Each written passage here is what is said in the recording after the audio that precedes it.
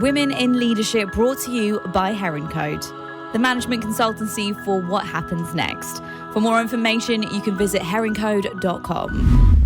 Ladies and gents, welcome back to the Heron Code Women in Leadership podcast, where we are joined every single episode by a different woman leader from different walks of life, with different stories and different journeys to where they have got to today. And they share those stories right here with you.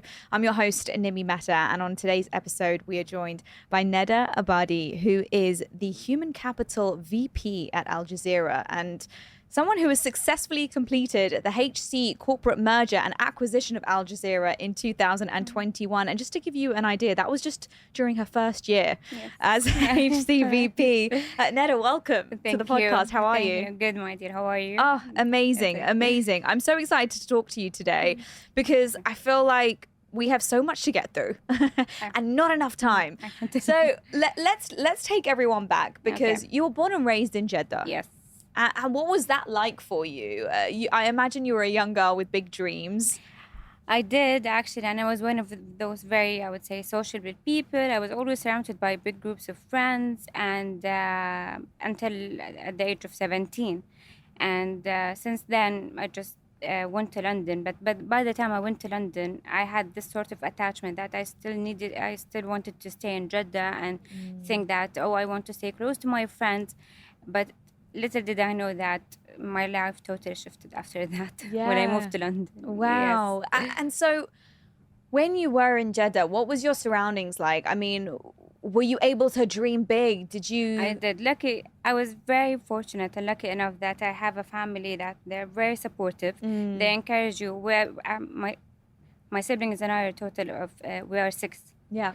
So each one of us is lucky enough that we have such parents that they were very supportive. They drove us to that ambition and being enthusiastic about doing things in life, not just for taking things for granted and assuring that they will remain there. You have to work for what you want. You have to learn how to get there even if you don't want it, and always ask.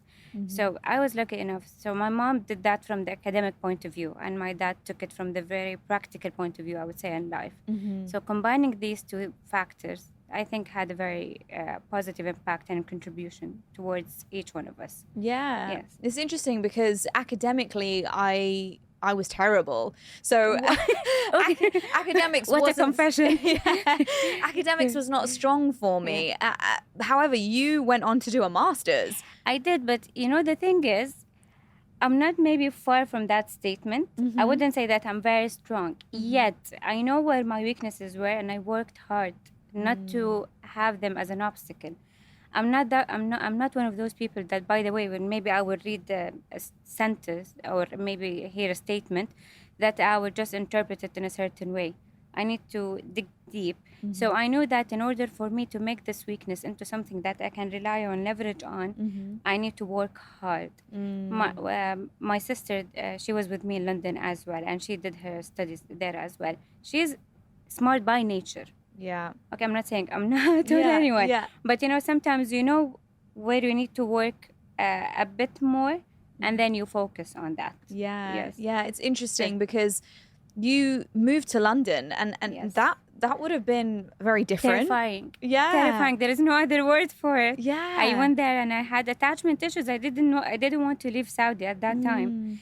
And I was 17, and I was telling my mom in the first 2 weeks I went to London, like, are you sure about this decision? We are too young. Why are you leaving us here? But then life changed. Wow. Yes. And so what did London teach you? What did moving away from your hometown teach you? Everything, by the definition of the word itself.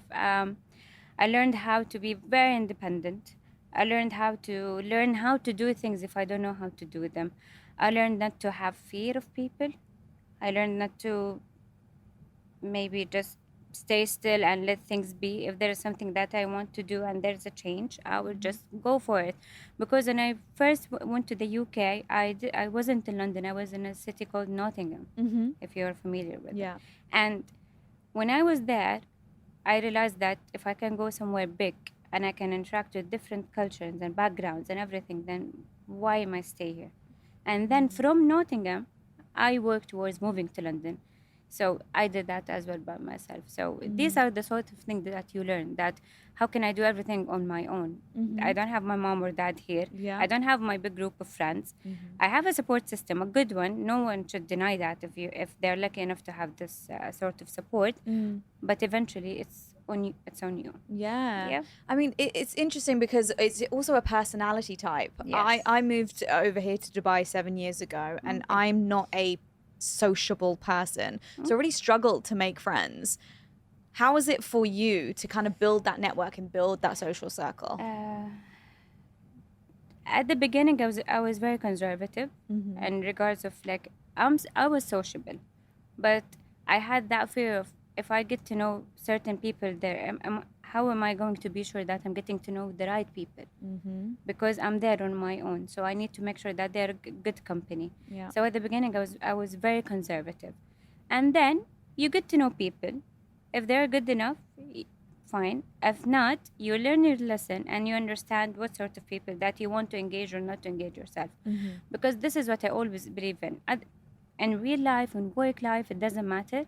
If you surround yourself with the right people, they will take you to places even further than the ones that you have ever imagined. So, and I think since that time, I always focused on surrounding myself with those kind of people, either the ones that supported me in my studies at that time, or living there on our own. We have no one, so we need to rely on each other. We need to feel that there's sort of not independency, but at least you know that there is a shoulder when you need someone. Absolutely. So even there, I was very conservative when it came to choosing whom to be with. Surrounded by, yes. Yeah. It's an important choice as well, especially when you're going through education, you're trying to achieve, and you didn't just get a degree, you went on to get a master's as well. Again, so that's when you went to London. Tell me what was your education in, what were your degrees in, and then what was your master's in? When I did my bachelor, I did it in human resources management from the University of East London. And while I was doing it there, reading everything and having it in theory is really good. But then I went back to Saudi in 2012. And I started working in the HR field. And I didn't expect that whatever I have took or studied, and it was on a theory, somehow it's not related to real life experience. And at that time I was like, okay, I need to know, do I want to continue doing this, even though that I know it does not apply to whatever I studied and learned, or I want to change it and make the scope bigger. And then while working, I took the decision to do my master's in international business. So at least I have a better scope on how to do things, not specifically in one field. And when I did my master's and came back to work in Saudi, then I realized, okay, now it makes sense. So this is basically what my decision based on. And what's interesting is before we started recording, we were talking about that time you're doing your master's, and specifically your thesis. Yes. Tell me about that thesis and what you wrote that on. Okay, so at the time I was doing my master's, Saudi is not the Saudi as we know today. It was a very, we started at that time, yes, but not as in the way that we're seeing it today.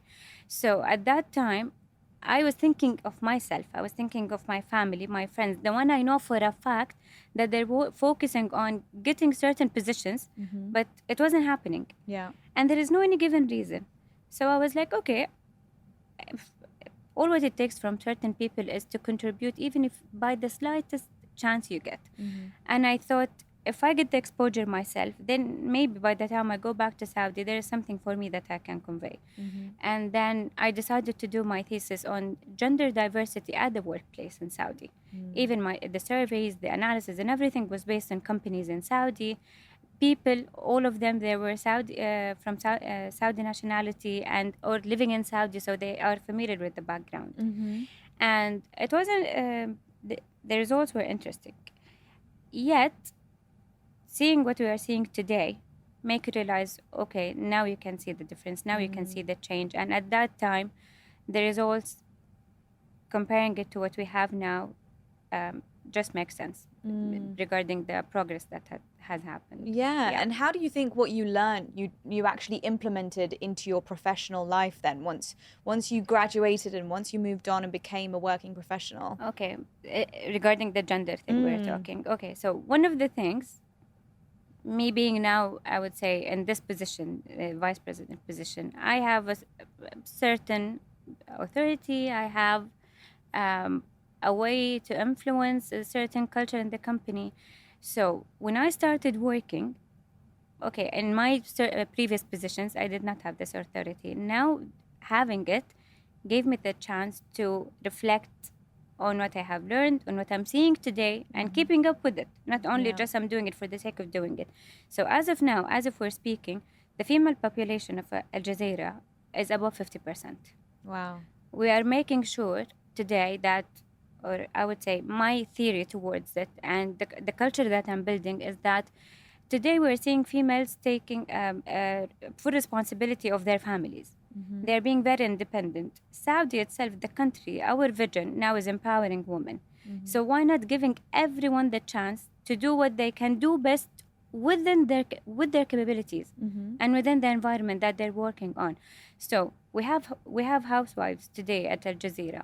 They're working in a very flexible matter and a very, I would say, not very demanding department, yet that they can balance their work-life balance between having kids and maybe even taking them to nursery or to school and then coming to work.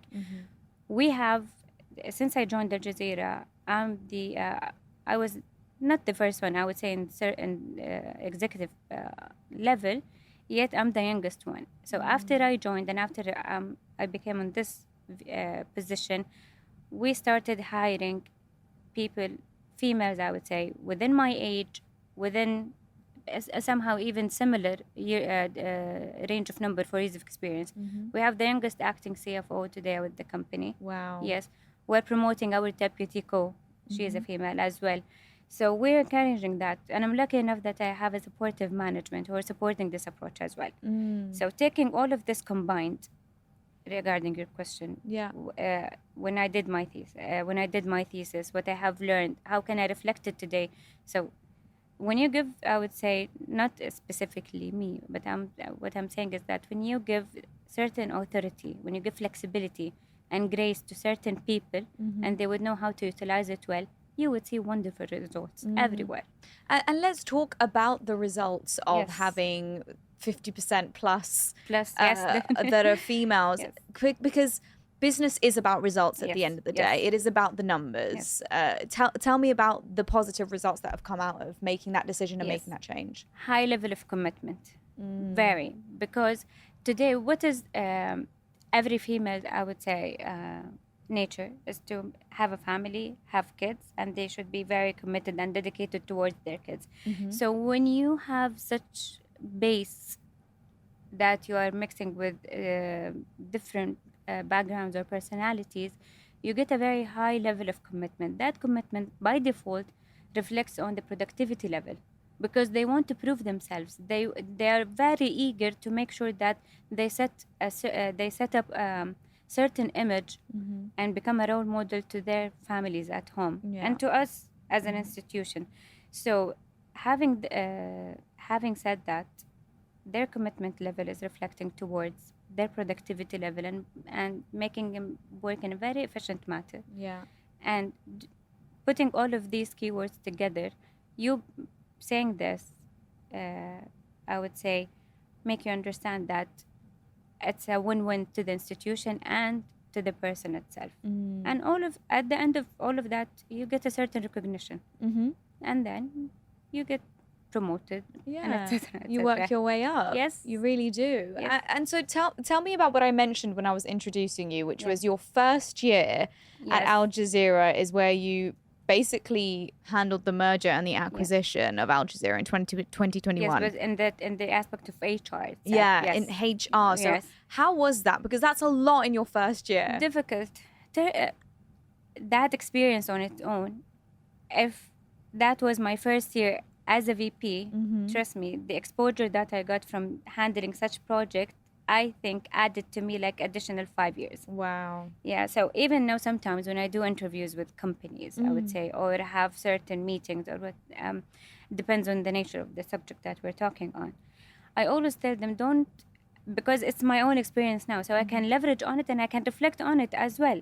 Sometimes you see people having 20 plus years on their CVs, but when you ask them what you were doing in those 20 plus years or 15, regarding the number is, you would find that they were doing the exact maybe same job for the past 10 years. Yeah. But when you go through something that is drastically changing everyone, and in every merger, we know one of the very, I would say, pain areas is the HR, because you know that it will be difficult to handle such tasks in the merger.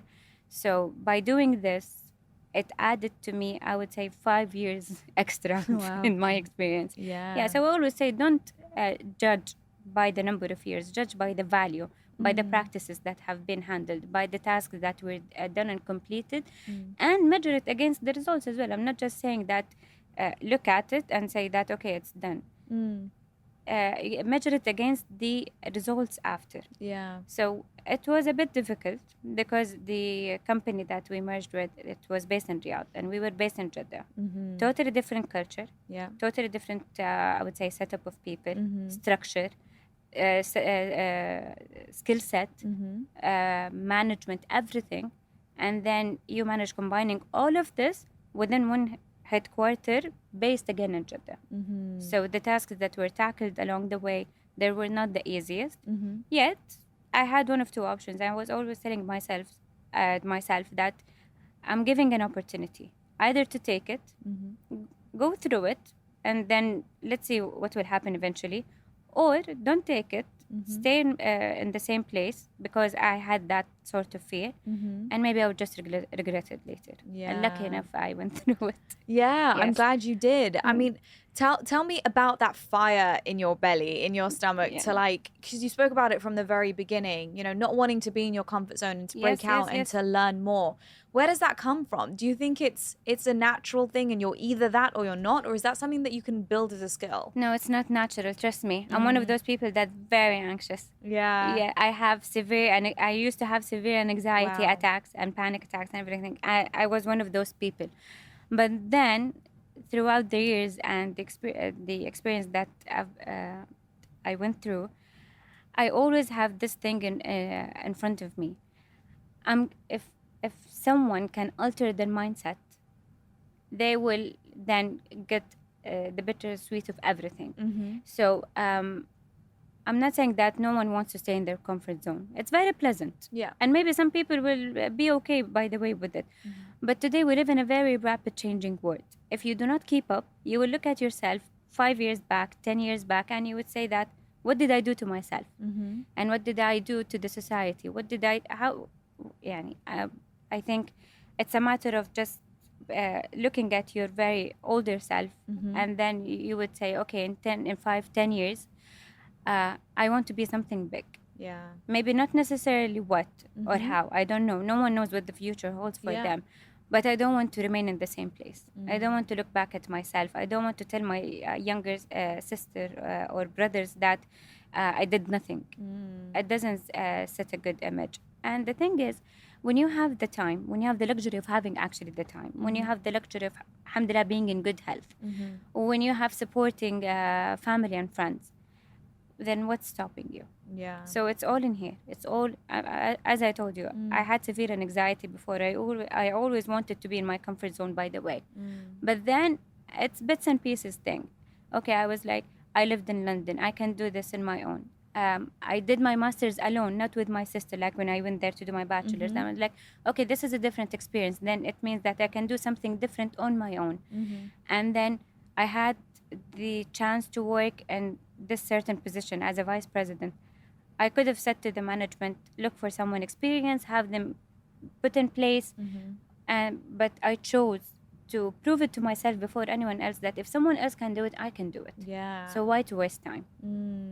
This is basically how my mind works. Yeah, I love that. And the thing is, we're all changing. We're all evolving. We never stop learning. Shouldn't be. Yeah. And by the way, one of the very main factors, I would say, towards having this sort of mindset, as I said in the beginning, always surround yourself with people that will take you to higher places.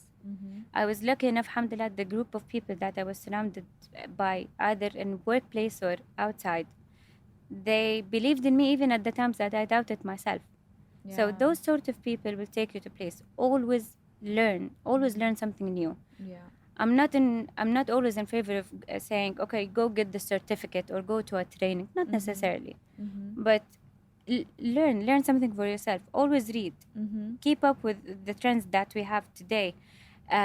Set a role model to yourself. If you do all of this combined, and I'm for sure that other people would do something different as well, then you will reach somewhere.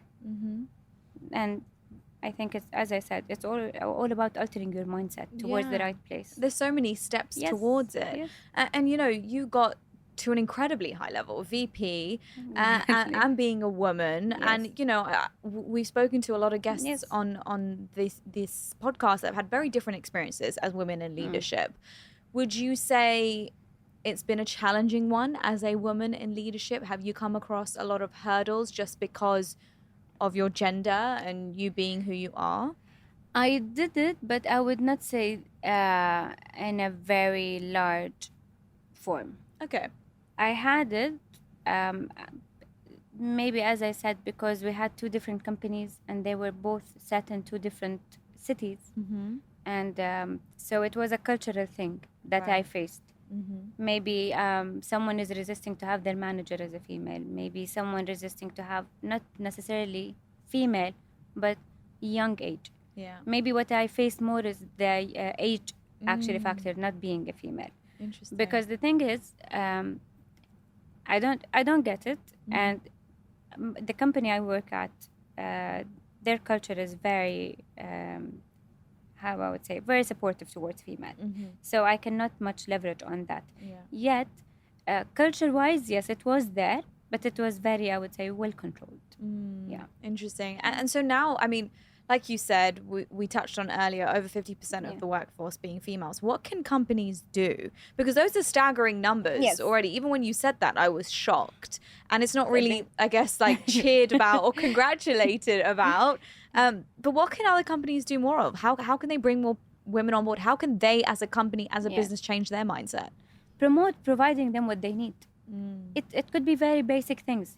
Today you have, I would say, 50 plus minus % of females working in a certain place. For sure, half of them would have kids. If you cannot provide them, for example, physical space to maybe have their kids be near them, give them the flexibility of time, not necessarily to spend 8 hours at the workplace. When their kids start school, give them the flexibility of time to leave early. Allow them to come to work again the day after and feeling that this company considered what they have and it took it into consideration. Listen to them and always just promote what they need on different levels. So for example, if you know today that majority of the females at the workplace, they have kids, they have families, they have different responsibilities, etc. The list goes on. Provide different options, whether in terms of rewarding system, whether in terms of flexibility of the working hours itself. Be considerate. It's the smallest thing that it could make a change. For example, this was one of the things that we did a few years back. We had so many females having, how would I say, too many little kids at a certain age. So for a fact, I cannot remember each one of them. I mean, the kids, their names, their ages and everything. Yet, I want to feel that we're still a family because we spent a lot of time together. So we did this sort of event that everyone there come with their families. They engage together. The families of the female staff, actually all of them, both male and female, they became friends after work. So this encouraged some sort of bonding as well. These sort of things, it could be very minor, it could be very major, depends on the company's willingness and flexibility in offering such matters. I mean, we spend most of our time at work. Yes, yes, yes. You know, Exactly. and I feel like traditionally we used to separate the two. Work is work, home is home. Whereas it shouldn't be. Yeah. Yeah. The truth is, it isn't that though. It isn't. It isn't. Yeah. By the way, nowadays, people you spend your time with at the workplace, they're actually considered to be more of a family form, because the number of hours you spend with them, sometimes it's even more than your actual family. Absolutely. Yes. So it's not a matter of, I'm not saying not to be separated, yet somehow they come together. Yeah. I mean, what you're really doing, I guess, it's like a wave. People need to catch on, because Yes. a lot of businesses are behind on that. Yes. You know, they don't have that, I guess, the vision of the future of the way the rest Yes. of the world is going. And you know, you being such a global nomad and moving around the world and seeing everything, experiencing different people, that's given you the opportunity to be able to reflect this Yes. back at home. One of the things that mentioning that how to have a vision and to keep up with what we have today.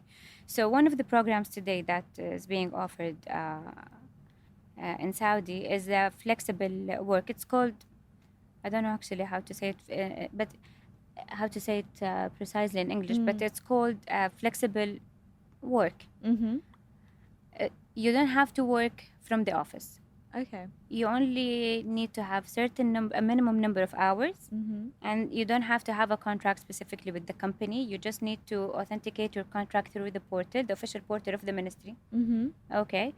And it depends then on your arrangement with the company. So when we started actually leveraging, okay, I sat with my team, and then we had this sort of discussion. Today we want to hire 600 people. And actually most of them will be females, because it's in their benefit. Right. You don't need to leave home.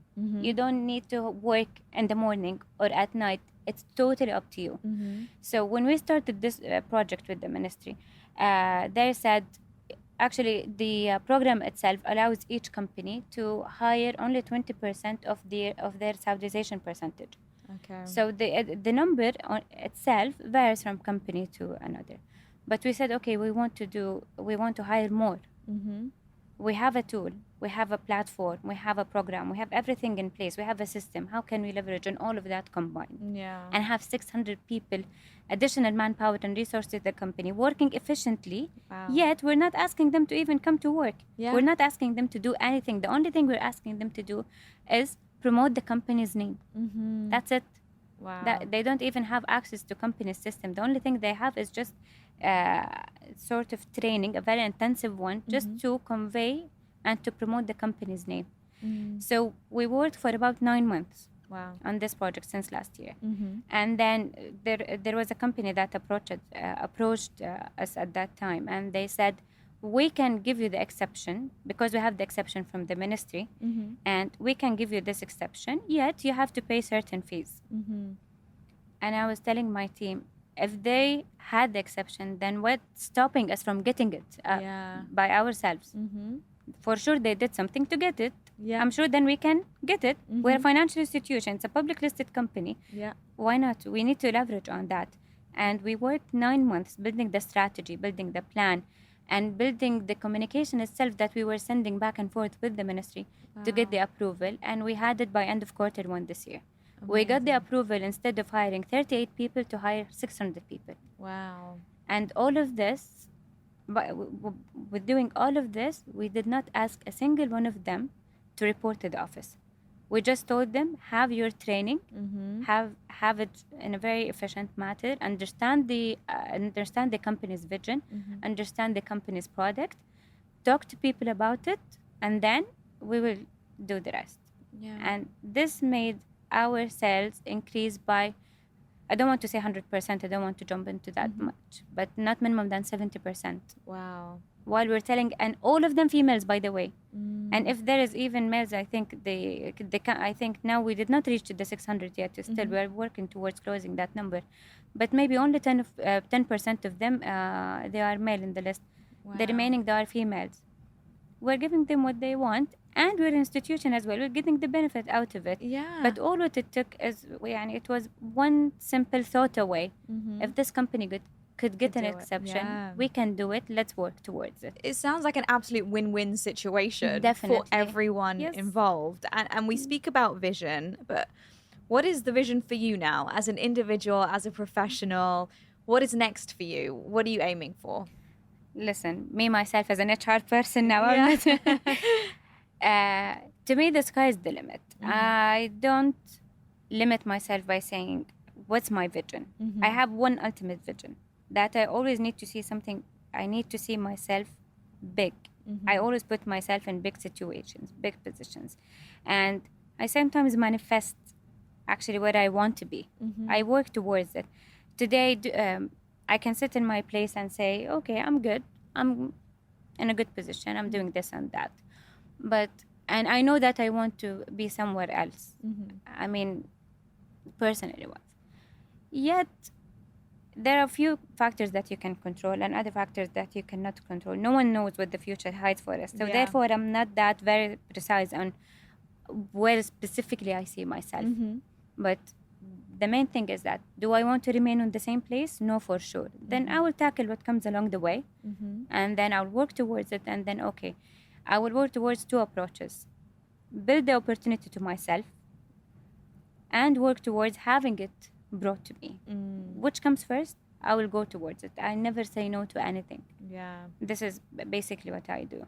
So this is how I see myself in terms of vision-wise, I would say. Yeah, I think that's an amazing approach to it, because you're not putting pressure on yourself either.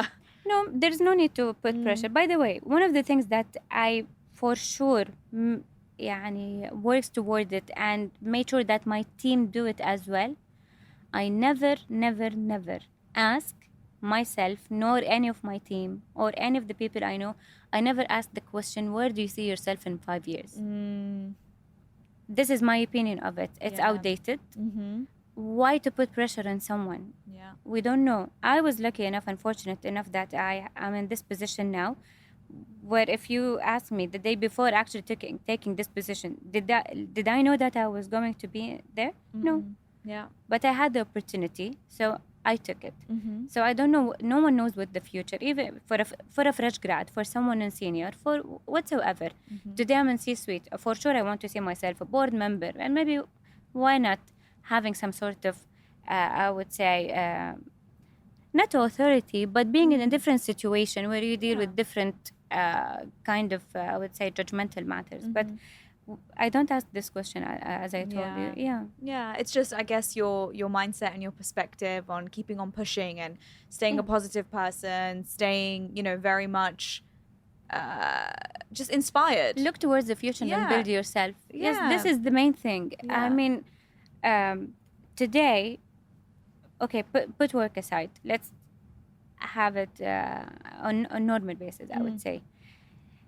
If you were to hire someone and they are very excellent and you see their transcript, they have the highest grades in every subject, in every form, and GPA wise, you will be very impressed.